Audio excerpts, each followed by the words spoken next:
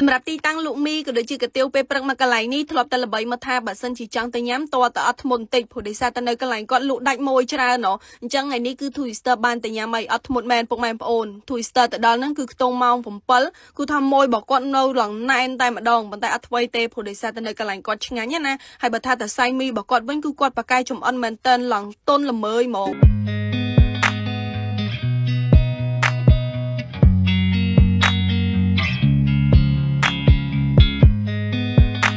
អញ្ចឹងថ្ងៃនេះ Two Sister បានលុកលុយចូលទៅដល់ក្នុងផ្លូវđườngហែមសៅឫស្សីទៀតហើយនិយាយទៅគឺថាមករយៈនេះញឹកមែនតែនពុកម៉ែបងប្អូនព្រោះដោយសារតែនៅក្នុងផ្លូវđườngហែមសៅឫស្សីហ្នឹងបើនិយាយពីរបស់ញ៉ាំវិញគឺអត់ខ្វះទេគឺថាដើរមួយថ្ងៃពីរថ្ងៃទៀតក៏មិនទាន់អស់ដែរព្រោះដោយសារតែច្រើនហើយជាពិសេសគឺសុទ្ធសឹងតែជាស្នាដៃជើងចាស់ណាបើតាមសាកសួរសម្រាប់ទីតាំងមកកន្លែងនេះគឺគាត់លក់មកទល់ឥឡូវហ្នឹងគឺចូល20ឆ្នាំជាងហើយពុកម៉ែបងប្អូនគឺគាត់លក់តពីចំនួនណាហើយបើថាម៉ួយរបស់គាត់វិញគឺច្រើនមែនតែនគាត់មានបើកលក់ចាប់ពីម៉ោង5កន្លះព្រឹករហូតទៅដល់ម៉ោង12កន្លះអញ្ចឹងគឺថាចាប់ពីម៉ោង6ទៅគឺមួយមកចាំហើយជាពិសេសហ្នឹងគឺអ៊ំក៏ដូចជាបងក៏ធ្វើការនៅម្ដុំហ្នឹងអីអញ្ចឹងណាគឺមុនទៅធ្វើការយើងរកកាទៀវរមីអីញ៉ាំដើម្បីមានកម្លាំងសិនអញ្ចឹងព្រោះដោយសារតែពេលព្រឹកបើសិនជាបានហត់ជាមួយនឹងទឹកស៊ុបក្តៅអញ្ចេះគឺថាមានកម្លាំងព្រឹសមែនតើហើយស្វាងចាស់តែម្ដងជាពិសេសអាកាសធាតុរបស់យើងឥឡូវនេះគឺ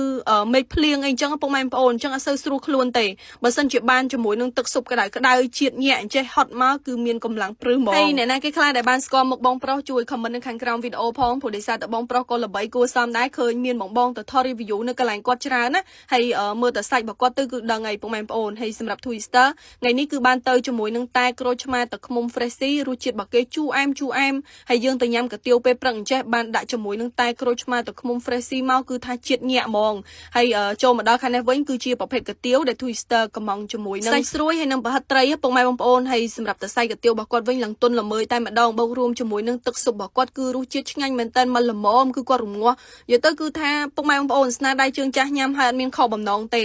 ហើយសម្រាប់ Twister វិញគឺបានជ្រលក់ជាមួយនឹងទឹកជ្រលក់របស់គាត់អញ្ចេះទៀតមកគឺឆ្ងាញ់ហ្មងហើយអត់ភ្លេចទេគឺថាញ៉ាំបដាហ្នឹងគឺកោះជាមួយនឹងតែ Freshy បដាពុកម៉ែបងប្អូនព្រោះដោយសារតែក្រូចឆ្មាទឹកឃ្មុំ Freshy នេះគឺលើសពីតែជ្រក់របស់យើងធម្មតារសជាតិរបស់គេជូរអែមមកល្មមសំខាន់ហ្នឹងគឺឆ្ងាញ់ហើយសម្បូរវីតាមីន C ជួយធ្វើឲ្យប្រព័ន្ធភាពស៊ាំរបស់យើងរឹងមាំនិងស្រឡះបំពង់កទៀតនិយាយទៅអ្នកដែលឈឺកមកល្មមអីតែ Freshy មកគឺស្រឡះតែម្ដងហើយចូលមកដល់ខាងនេះវិញគឺជាប្រភេទមីពុកម៉ែបងប្អូនចំណុចពិសេសដែល Twister ចាប់អារម្មណ៍ទៅសាយមីរបស់គាត់ទោះបីជាស្រស់ទៅគឺអត់រិចទេគឺថាទៅសាយមីរបស់គាត់នៅមកទន់ល្មមឆ្ងាញ់ហ្មងលក្ខណៈថាអត់រិចដែលធ្វើឲ្យយើងញ៉ាំទៅពិបាកញ៉ាំនិយាយទៅគឺ Twister ចូលចិត្តជាមួយនឹងរសជាតិនៅកន្លែងគាត់មែនតើហើយសម្រាប់ចាននេះគឺ Twister កំងយកចានពិសេសពុកម៉ែបងប្អូនគឺមានចម្រុះចូលគ្នាតែម្ដងមួយចានហ្នឹងគឺថាអ្នកដែលញ៉ាំតិចអីគឺញ៉ាំអត់អស់ទេហើយកុំភ្លេចញ៉ាំជាមួយនឹងតែក្រូចឆ្មា Freshy